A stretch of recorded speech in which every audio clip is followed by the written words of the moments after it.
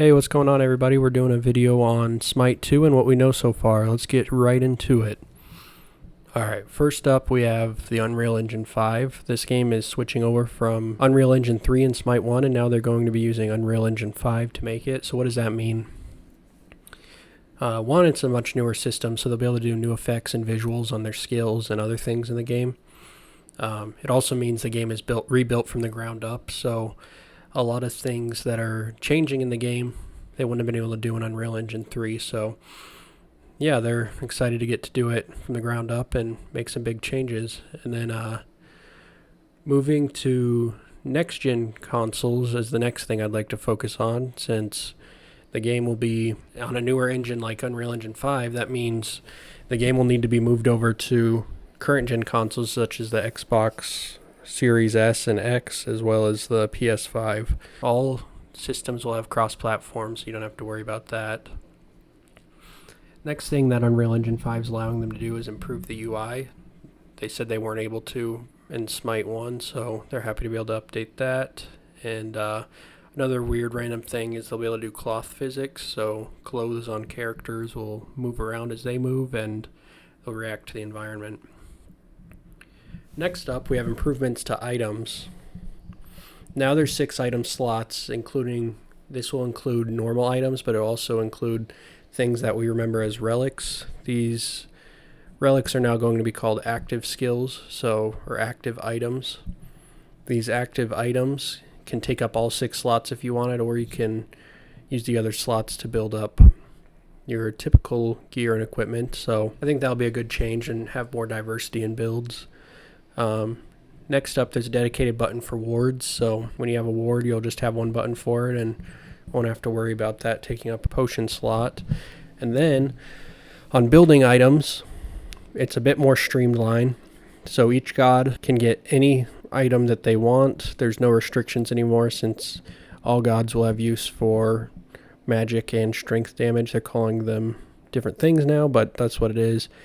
And then another awesome thing is there are going to be, for people who like auto building, they'll be able to use 2 different item flows for every god. So maybe if you're building one more damage based or more tank based, it'll give you 2 options to go from there, so you can kind of have a slightly easier time with auto build and be able to do what you want with it.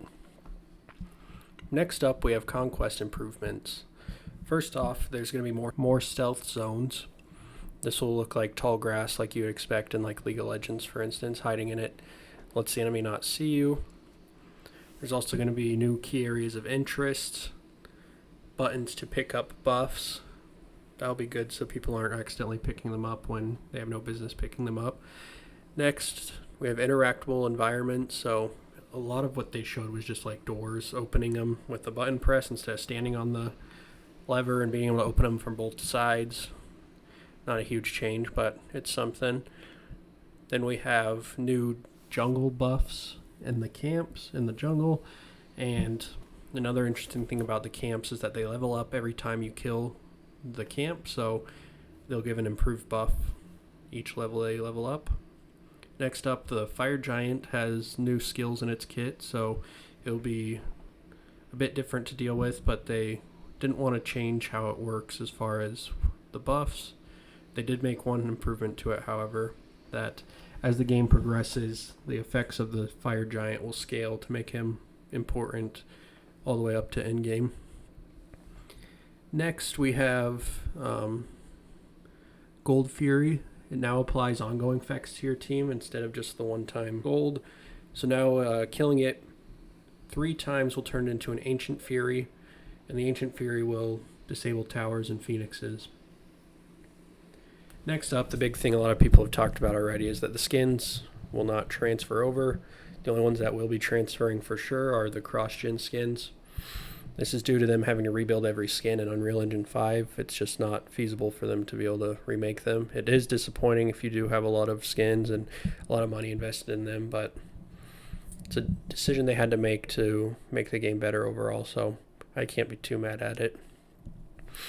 However, for all the gems you've used, you will get legacy gems in Smite 2. It's completely equal to what you spent, but if you do get one of their Founders Editions, I'll talk a little bit more about those in a second, but all their Founders Editions double your legacy gems. And then, so what are legacy gems? These legacy gems can be used to cover half of the cost of new items in Smite 2. So you won't be able to purchase everything with legacy gems. You'll still need to buy their current gems. So it's a little disappointing, but it's better they gave 50% off than nothing at all. So that'll be good. And as for the Founders Editions, we'll be able to, regardless of which one you get, choose any Tier 4 and Tier 5 skin in Smite 1 completely free. So that's cool. Those are some really nice skins and very expensive to get without this bonus. And then, like I said earlier, you'll get double legacy gems. And there'll be 3 different tiers to the Founders Editions that I could go over in a different video. But yeah, look out for those. They're not released yet, and there also isn't a release date for them at this time, but it will be coming spring 2024 is what they've said. Next up, there's some changes coming to the Smite Pro League. First off, they promise more LAN events, which that's always good if they're able to come through on that promise. And another thing they mentioned was more region rivalries. I don't actually know what this is because I haven't followed the Smite Pro League too closely, but hopefully it's a good thing. Now there's no geo restriction for professionals, so anyone from any region can compete, which is awesome. The more people, the better. Also, there's less restricted sponsors on players and organizations, so people have more freedom and be able to make more money, and I think that's always a good thing. Will always help the Pro League grow, so big wins there. Then we have online qualifiers that will happen where anyone can make a team in Smite 2 and compete and try to get a spot in a professional tournament, which is awesome. There's a lot of great players out there that go unnoticed, and hopefully this helps them to get their time in the light, so that's great. As for the alpha, that's also coming this spring, likely right around when they release the Founders Editions. There's no confirmed date, but you don't only get it from buying the Founders Edition, you can also register for a code online. Those aren't guaranteed, but still would be cool to get in without having to invest in it quite yet until you see what you're getting yourself into. Then we have changes to audio. It's a completely new audio system that will allow more voices in-game, which is great. There'll be improved fidelity in the sound, so all around big improvements, which is great. Better directional audio so that you can tell what's going on without seeing it. Another big thing that's in a lot of modern games these days, but it's good to see that they're catching up with Smite 2. Another thing is they mentioned with like walls in between players, it'll kind of reduce the sound so that you can tell they're on another side of a wall as opposed to sounding like they're standing right next to you.